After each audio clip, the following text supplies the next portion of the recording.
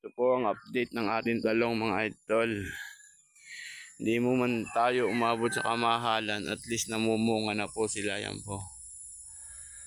Ganun po talaga buhay mga idol. Ngayon po, yan po. Nagsisimula na po silang mamunga. Kahit hindi humal, at least meron tayong aanin susunod. Ang dami na ho nilang naglawit mga idol. Yan po, nagsisimula na po silang lumaki. Tapos ang bulaklak po niya mga idol, dire-diretso po sila. Andito na naman tayo sa ating munting halamanan mga idol.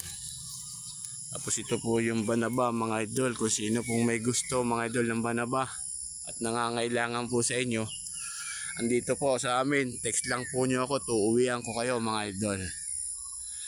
Gamot daw po yan mga idol, banaba. Ayan po. 2 puno po yung banabang tanim natin dito mga idol. Ayan yung ating kalabasahan mga idol.